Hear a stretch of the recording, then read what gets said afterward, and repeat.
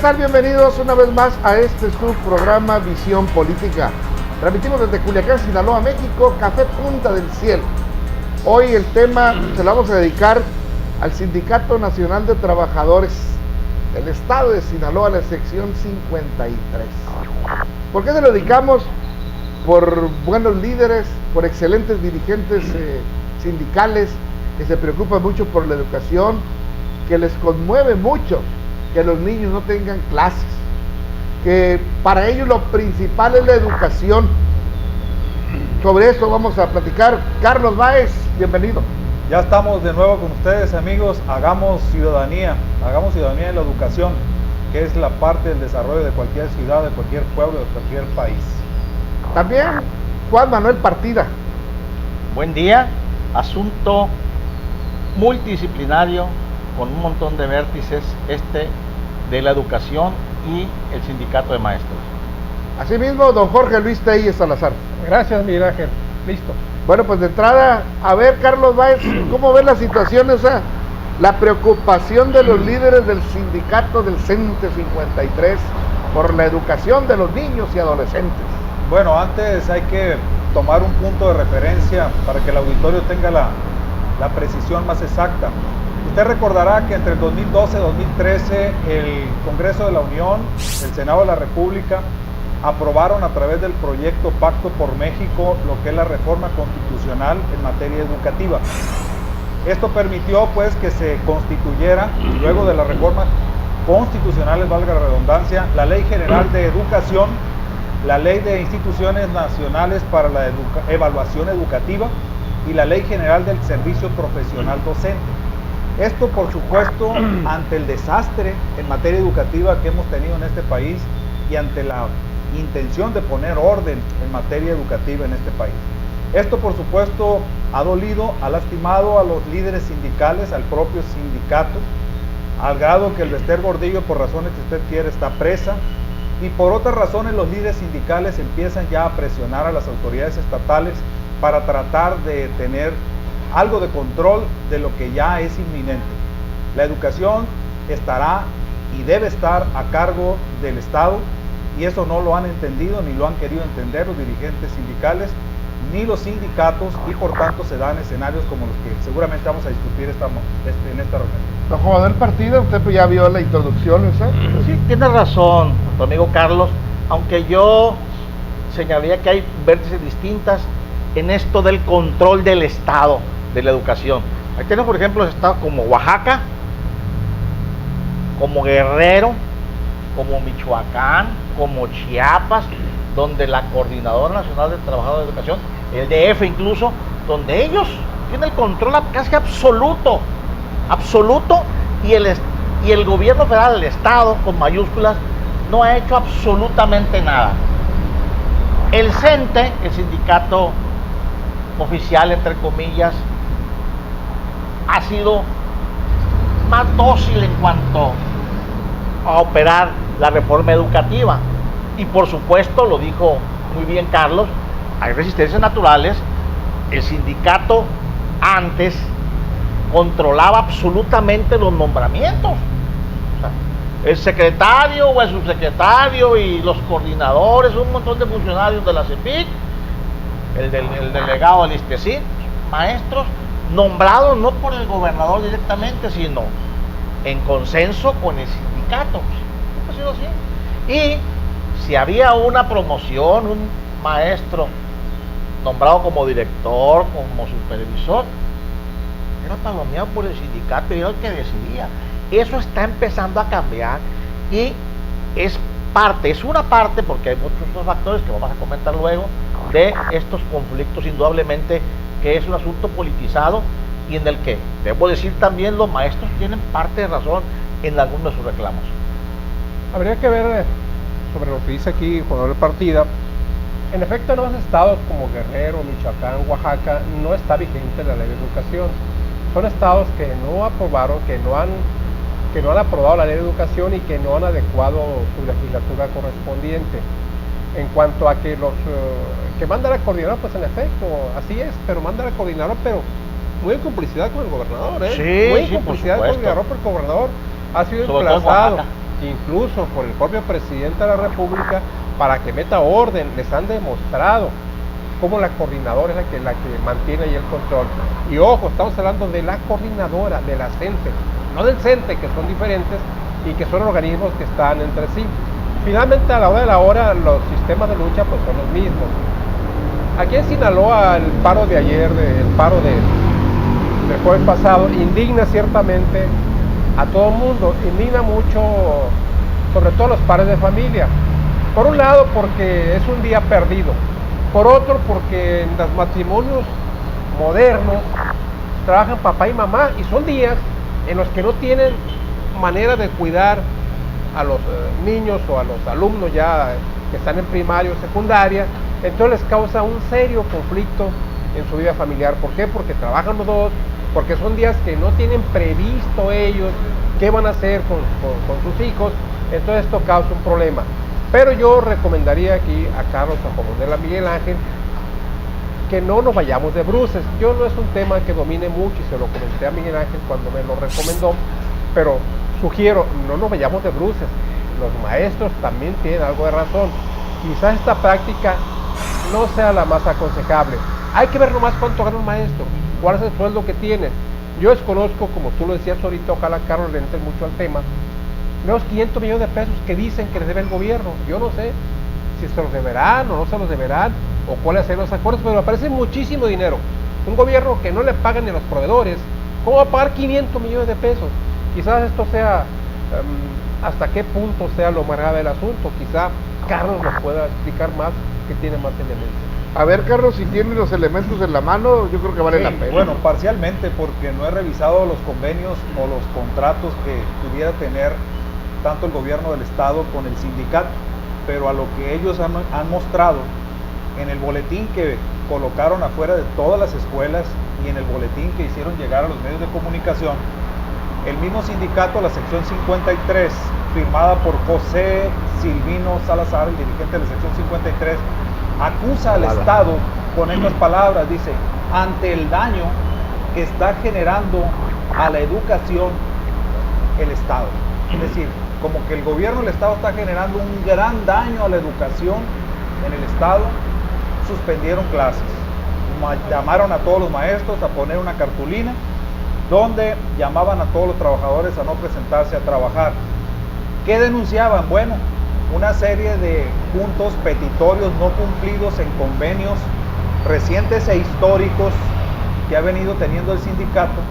Entre ellos, obviamente, hay algunas cuotas que se les descuentan a los maestros por préstamos que ellos solicitan para gastos funerarios, para gastos de compra de un vehículo, para la compra de una casa, y que el gobierno del estado presuntamente no ha depositado a sus acreedores, y eso los coloca a ellos en el buró de crédito. Ese es solo un punto. Al asunto de COBAES, a los maestros de COBAES, a muchos jubilados y pensionados, no se les deposita oportunamente la prima complementaria y cosas así en materia administrativa. Y si así le va, pues algunos bonos, alrededor de 150 jubilados que no se les ha entregado, no se les ha actualizado la pensión, y que son acuerdos importantes ya pactados y firmados, decía, de acuerdo a acuerdos y voluntades. Yo le decía a Telles, antes de entrar aquí al aire, que no se justifica el plantón desde mi punto de vista, porque esto se pudo haber resuelto en la mesa. Cuando hablan de 500 millones de pesos los maestros que se les adeudan, bueno, incluyen todas las prestaciones a que tienen derecho de acuerdo al contrato colectivo de trabajo que tienen, de acuerdo a los convenios que han venido celebrando, pero no son recursos que inmediatamente el gobierno tiene que depositar. Es decir, 150 jubilados y pensionados reclaman la actualización de sus pensiones que se les van a entregar hasta el día que fallezcan. Entonces ahí está incluido ese activo. A lo mejor ya se quieren morir. Entonces, a lo que me refiero, yo le veo más, y aquí sí los analistas políticos en materia política, como Telles y Partida, pueden hablarnos con más precisión. Creo que la venida ya, la avalancha imparable de la reforma educativa los pone a los maestros a hacer este tipo de espectáculos y de atentados, sí, ellos a la educación, ¿Por qué? Porque ellos sí están suspendiendo las clases. Ellos sí están atentando contra la educación de los niños, de los jóvenes. Yo creo que aquí debe haber un punto de equilibrio donde el Estado debe reunirse y debe ser el más interesado y no esperar a que el sindicato presione de esta manera, suspendiendo clases, sobre pretexto de acuerdos no cumplidos, que finalmente los acuerdos y las voluntades son actos ciertos, son actos válidos, verdaderos, valga la redundancia, en donde se tiene que cumplir. Entonces, todo se resuelve en la mesa y toman el extremo, que es la movilización social o la paralización de actividades, cuando no se justifica. El dinero ahí está, el recurso ahí está, hay que buscar nada más que fluya. Es mi punto de vista. A ver, tú como abogado, Carlos, sabes que existe legalmente el derecho a la huelga. Y un paro de labores es parte del derecho a la huelga. Entonces, aquí lo que hay que ver es si las razones que alegan los maestros están fundamentadas. Yo digo que algunas sí. ¿Qué dicen los maestros, por ejemplo? Esos 500 millones que ahorita les deben es una parte de lo que alegan, porque el monto original eran 1.200 millones de pesos hace un mes pasadito, y creo que les dieron 200 millones, quiere decir que les deben 1.000 millones todavía. Ellos dicen, nos están descontando dinero los trabajadores de Infonavit, de préstamos, y no se están pagando. Entonces hay embargos de casas. Es un alegato que hacen, y el gobierno no lo desmiente, o sea, no ha dicho, es mentira. O sea, la lógica me dice que el gobierno le está descontando dinero y no lo está reportando, porque entonces dijera, pues no es cierto. Eso de los convenios de a jubilados no le están pagando algunas prestaciones. Sí. O sea, yo no conozco el convenio de partes, el acuerdo, y no lo dan a conocer ni el sindicato ni el gobierno. Por algo será. A mí se me hace que hay muchas cláusulas ahí que no están muy bien, que son arreglos políticos, y por eso no lo conocemos. Hay una cosa que a mí me llama mucho la atención. Más de 500 millones de pesos de ese deudo nada más son de la renta de la UCE, nada más, o sea, todo lo demás es otro mundo de dinero. Y el gobierno dice, no, es que yo combine con el sindicato que le iba a dar mantenimiento, iba a hacer algunos arreglos, y que eso iba a aplicar como pago de la renta. Creo que son 10 millones de pesos mensuales de renta. Sí. Si estamos hablando de 4 años y feria, 4 años, 480 millones. Creo que son 20. No, son 10 millones. 10 millones. Si no ha pagado ni un solo mes de renta este gobierno, es lo que alega el sindicato. Entonces son 52 meses, 520 millones de pesos de renta. Pero mira, lo importante, y luego ayer declaró, eso es importante, un punto vital. Ayer declaró el secretario de Administración y Finanzas del Gobierno del Estado, es que no le estamos pagando al sindicato porque no nos demuestran que son los dueños de la UCE. Y el sindicato dijo, hace un mes, en el primer alegato dijo, bueno, es que no tenemos la escritura, es que la compraventa la realizamos ahí y no hemos hecho la escritura. Entonces es un asunto que brinca y dice, oye, a ver, una propiedad del tamaño de la UCE, ¿a poco de verdad no existe escritura legal? ¿De verdad? O el sindicato no es el dueño, o algo está pasando ahí, hay algo turbio ahí. Estamos hablando de 520 millones de pesos. Mineral. Sí, es un mundo de dinero, ¿no? Y la situación que refleja el gobierno del Estado, de que no le paga a nadie, de que le debe a todo el mundo, pues me parece bastante grave, porque 500 millones de pesos no es cualquier cosa. ¿Cuántas obras se podrán hacer? Situación muy interesante en la que menciona Partida. Siempre se acusó de que la UCE era otro ilustre personaje, el dueño, ¿verdad? Nunca se ha podido comprobar tampoco, pero se ha manejado que son dos connotados políticos sinaloenses, los dueños de la UCE, que son los que se llevan la tajada de León ahí, que son incluso los que lo hicieron. Yo vuelvo a lo mismo, no nos vayamos de bruces. Ciertamente el paro de labores obedece a una indicación del los líderes de los sindicatos aquí en Sinaloa, que ya sabemos todos quiénes son y cómo operan. Pero realmente los maestros no les falta la razón, Ahora, ¿Por qué se van? ¿Por qué se van a este movimiento, Carlos? Yo creo que, dices tú que no hubo diálogo, pues yo creo que ya no nos dejaron otra alternativa tampoco. O sea, si yo ganara, si yo ofreciera el sueldo que percibe un maestro como sueldo, que son salarios miserables, y que aparte que no se los paguen, que les escatimen las prestaciones, que un día pidan un crédito al Infonavit y que no se lo den porque resulta que el patrón no les ha no ha pagado sus cuotas, o el seguro, o el ISSSTE, como se ha dado en otras entidades, que vas al servicio y te dicen, no, usted no tiene hecho servicio porque su patrón no ha pagado. Entonces es verdaderamente lamentable. Yo no estoy de acuerdo con esta movilización, menos con que paren labores en un calendario escolar tan acotado, tan reducido, que ahora, para acabarla de fregar, cada último viernes no tienen clase, ¿no? Porque hay una reunión de evaluación magisterial que yo no existe. Yo creo que ni hacen la reunión, nunca la hacen, yo creo que ni la hacen. Bueno, pero ya es un pretexto para suspender clases. Ahora viene el puente, 30 de abril, Día del Niño, 1 de mayo, Día de Trabajo, 2 de mayo, 3 de mayo, 4 de mayo, que es lunes, 5 de mayo, que es martes. Como quiera se van hasta después del día 15 de mayo, que es el Día del Maestro, Día de la Madre, Día del Maestro. No estoy de acuerdo con eso, pero hay que verlos también y ver, si a mí no me están pagando o me están mochando mi sueldo, tengo derecho a manifestarme, y si no me hacen caso, si no hay diálogo, pues ¿qué otra me queda? O cierro mi negocio, o me voy a la calle, o me puedo volcar de hambre, hombre. Pues fíjate que yo vi unos asuntos ahí con algunos maestros. Vi a 10 maestros, para ser concreto. 6 de ellos no estaban de acuerdo con el paro de labores. 6 de ellos. De esos 6, a 2 se les adeuda algo de ahorro, pero dicen que no es problema. 6. Pero son obligados por los líderes del sindicato. Si no acatan las indicaciones, los castigan. Aquí yo le veo un fondo raro de pérdida de poder de Daniel Amador. Daniel Amador es un gángster de la educación desde que se convirtió en prófugo del GIS, un pícaro, un vividor de la educación. Él se impuso a manipular personas ofreciéndoles placitas, las plazas, que hoy no tiene ese control, hoy le duele.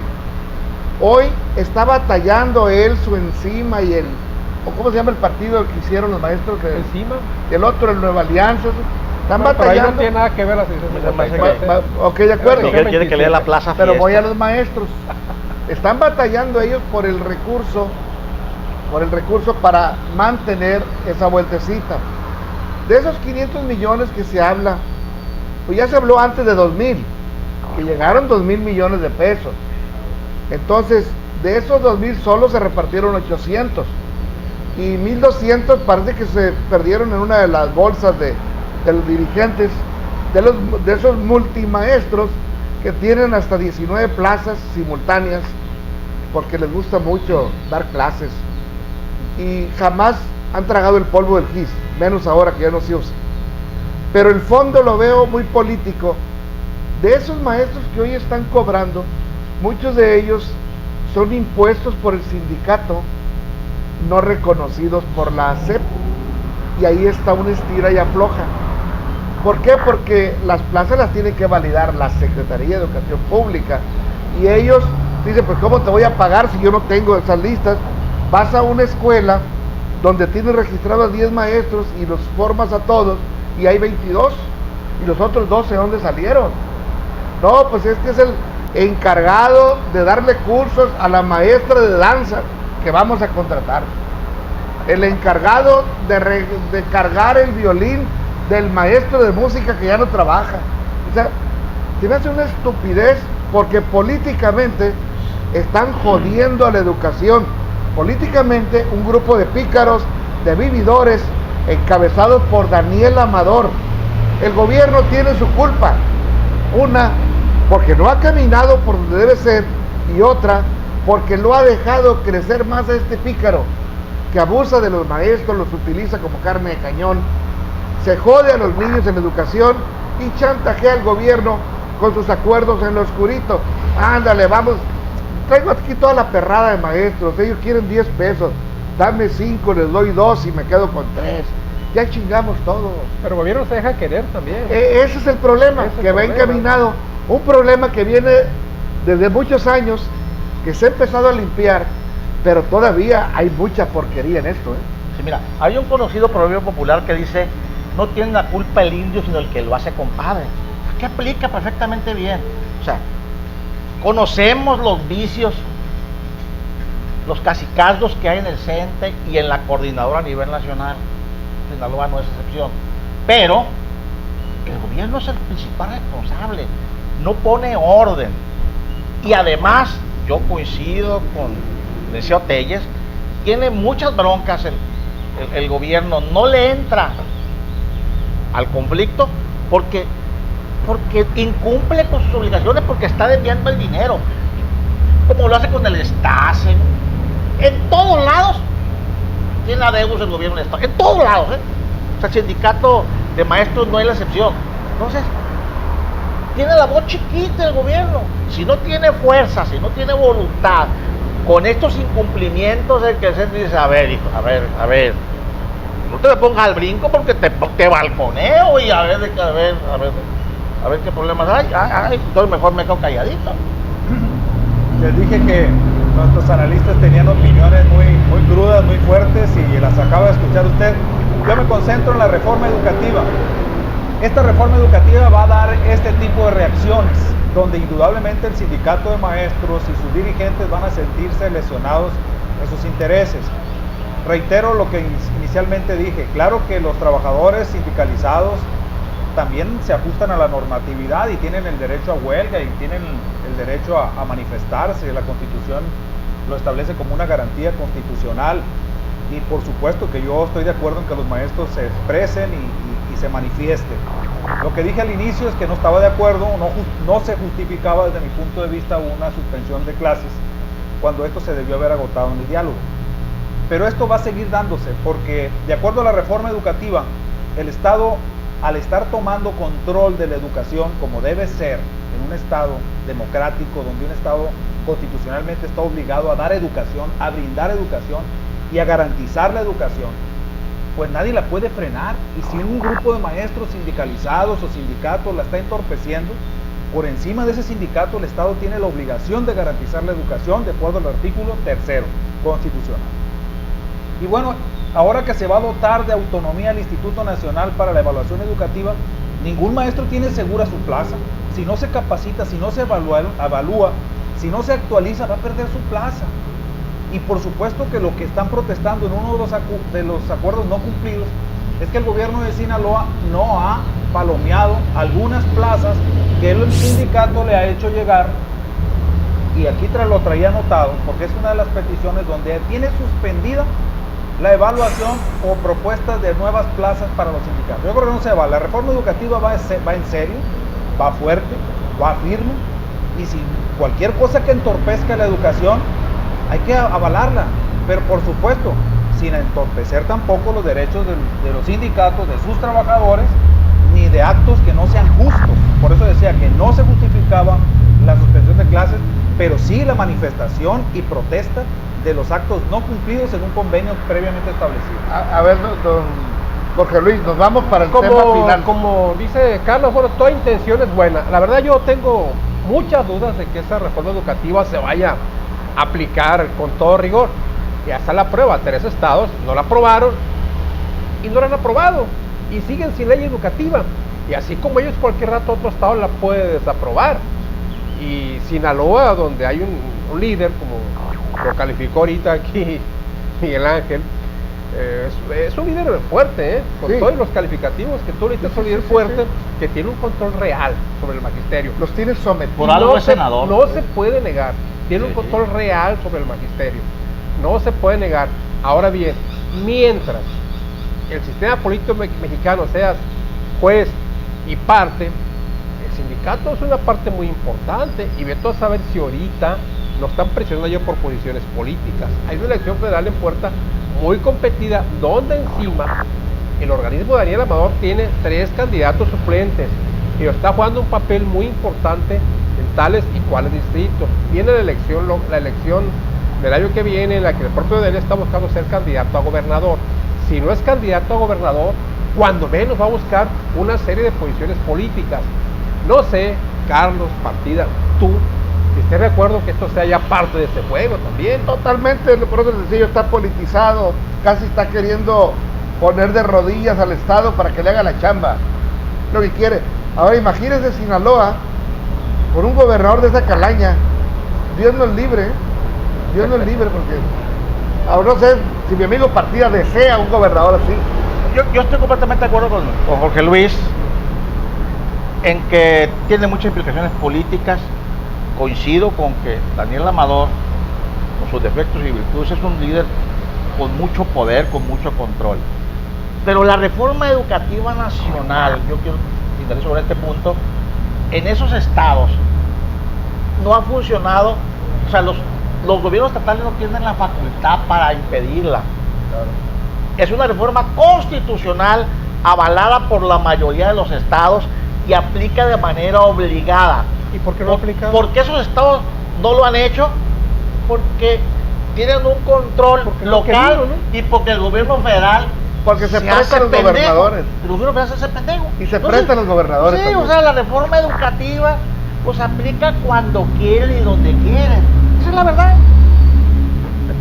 Compañero, Sí, bueno, yo Cerremos. coincido con lo que dice. Cerremos y hagamos Tey, ciudadanía. Con lo que dice Partida, es una reforma constitucional, es una ley suprema que si uno, dos o tres estados no aprueban sus leyes locales, indudablemente las va a suplir las leyes complementarias federales. ¿Por qué? Porque hay un plazo razonable para su aplicación. Se suple, se sustituye, se deroga por un mandato supremo. Ninguna ley local podrá estar por arriba de la Constitución. Ninguna ley posterior al acto anunciado en una reforma constitucional podrá sustituir algo que ya fue avalado. Entonces, yo creo que aquí lo que ha venido buscando el gobierno federal ha sido muy tolerante, porque yo creo que no debe... Cómplice. Tolerante le llamo yo porque debió haber ya entrado en marcha un inmediato despido masivo de aquellos que no quieren cumplir con el contrato laboral en sus estados. No se les olvide.